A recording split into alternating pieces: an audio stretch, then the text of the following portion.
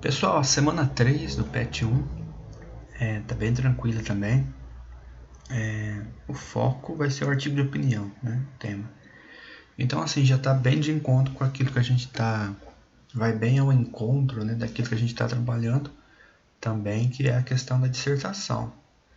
O artigo de opinião também é um texto argumentativo. É dissertativo. A gente fala dissertativo, né? Vamos entender um pouquinho o que é dissertação. Talvez as pessoas não tenham entendido. Dissertação é quando a gente alia a exposição com a argumentação, tá? Então, dissertar é basicamente as duas coisas. A gente até reforça, né, dizendo dissertação argumentativa, porque dissertar muitas vezes pode ser sinônimo de expor apenas, né? Então, não é isso, a gente argumenta também. Então, a gente fala de dissertação argumentativa. Mas o artigo de opinião ele não tem as características, né, exatamente iguais da redação de vestibular ou Enem, né, concurso. Então, por isso que a gente tem que tomar cuidado, tá? Não confundir artigo de opinião com dissertação. Embora os dois sejam argumentativos, né, ou seja, embora os dois o autor vai defender uma tese, ou seja, vai defender um ponto de vista, uma opinião em relação a determinado assunto, a estrutura dos dois e até mesmo a linguagem, inclusive a linguagem, ela muda um pouco, tá? Então, o artigo de opinião, ele admite, certo? Ele admite o uso do eu, tá? Então, assim, o artigo de opinião, ele não soa, ele não tem de soar tão impessoal enquanto a redação de Enem, né, dissertação. Por isso que eu falei para vocês que o ideal na dissertação é usar a terceira pessoa, certo? Agora, o artigo de opinião, ele já é um texto assim mais pessoal, ele tem mais pessoalidade. Então, o autor ele pode colocar ali no texto mais as suas impressões mesmo, as suas, assim, o seu ponto de vista um pouco mais subjetivo.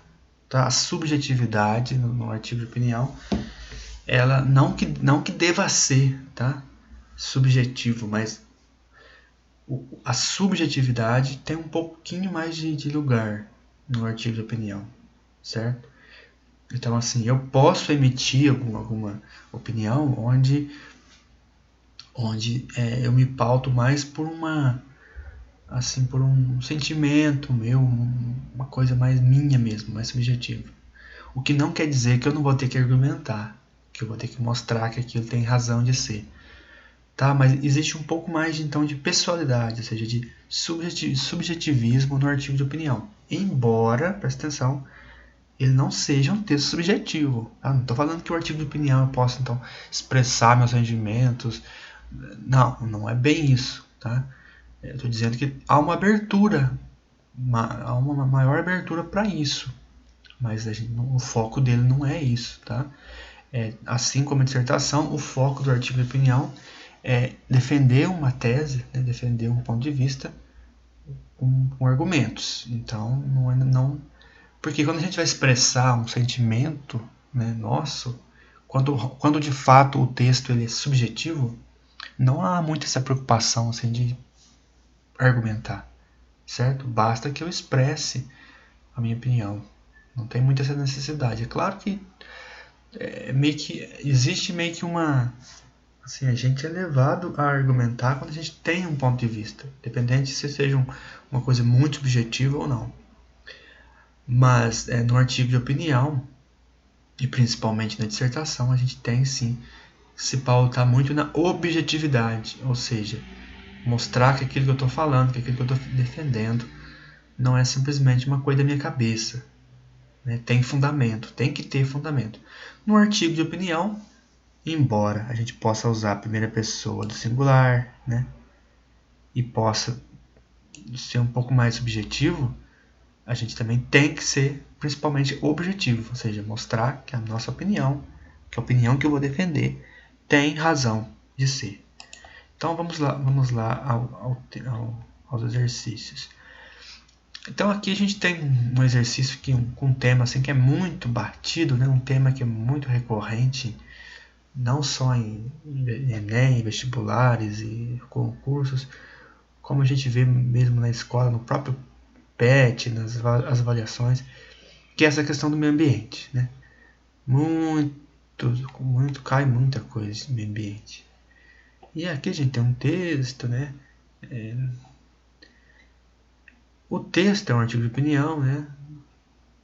Está disponível aqui nesse site e tal. E a gente vai então identificar as características desse artigo de opinião, né? Então, primeiro, quais são as características que fazem com que esse texto seja um artigo de opinião? Então é aqui que vocês vão ter que observar. Tem uma tese aqui no primeiro parágrafo. Olha, nesse ponto de vista, nesse sentido, é muito parecido com a dissertação, tá? Geralmente o ponto de vista vai aparecer no primeiro ou no máximo no segundo parágrafo. A gente vai ter depois o desenvolvimento, né, da argumentação. Como eu falei, o artigo de opinião ele pode ter uma estrutura mais fluida, pode ter mais parágrafos, né, mas geralmente não tem não, ele fica mais ou menos igual mesmo a dissertação. E aí vai ter toda a argumentação. Então essas são as características, né, básicas. Talvez também uma coisa que muda um pouco é o modo de concluir, né? O modo de concluir um artigo de opinião ele não é tão assim, por exemplo, essa ideia de essa ideia de que tem que propor uma solução para o problema, que geralmente é muito cobrado no Enem, né, na dissertação. No artigo não, né? Então a gente pode ver aqui que ele termina de uma forma mais,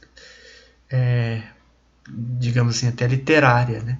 Então assim, o artigo de opinião ele tem ele dá maior liberdade para a gente usar outras linguagens, tá? A linguagem literária, às vezes uma linguagem assim, com um tom mais conotativo, né? O que quer dizer conotativo? Quer dizer linguagem figurada, né? Uma linguagem mais poética até às vezes, uma linguagem mais lúdica.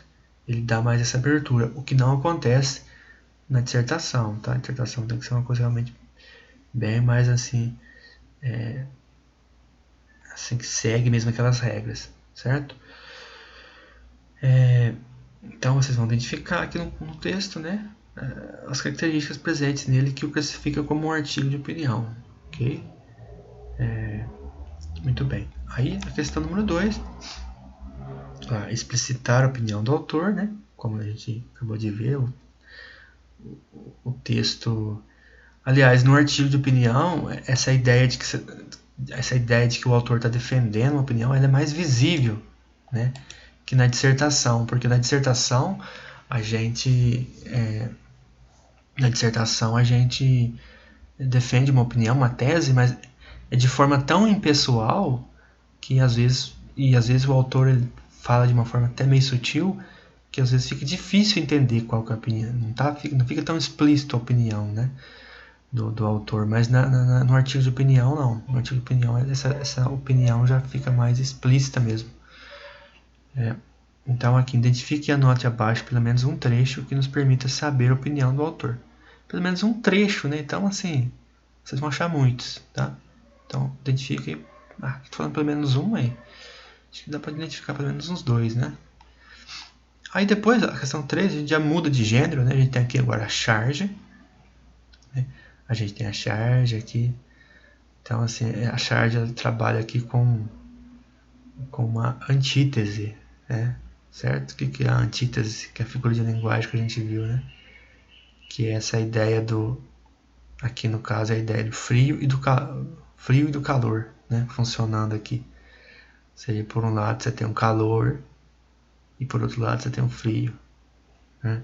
Então, assim, aquecimento global. Ou seja, até lá no Ártico, Antártica, né? Eu acho que onde tem pinguim é Antártica, né? Até na Antártica a gente tem então já o tal do aquecimento global, ou seja, também está esquentando e derretendo geleira, etc, etc. Muito bem. Gente, só uma coisa que é importante falar para vocês. Eu sei que vocês talvez não ouviram isso, alguém falar isso ainda, não sei. Mas o aquecimento global, ele não é uma coisa unânime, tá? Na comunidade científica. Não é uma coisa assim que já bateu o martelo, não, o aquecimento global de fato existe mesmo, assim, ele é comprovado e acontece por causa disso, de aquele outro. Muita coisa de aquecimento global ainda está no campo hipotético, tá? E que muitas vezes é passado como algo assim consolidado, já determinado, né? Já comprovado cientificamente. Não é verdade, tá? Existe um grande debate na comunidade científica a respeito de aquecimento global. Né? Muitos cientistas defendem que, na verdade, não há aquecimento global. O que há é um aquecimento, muitas vezes, local, certo? E essa ideia, por exemplo, de que vai derreter geleira, de que vai esquentar cada vez mais, também é muito contestada. Inclusive, há cientistas que defendem o contrário, que, na verdade, vai haver um esfriamento da Terra, né?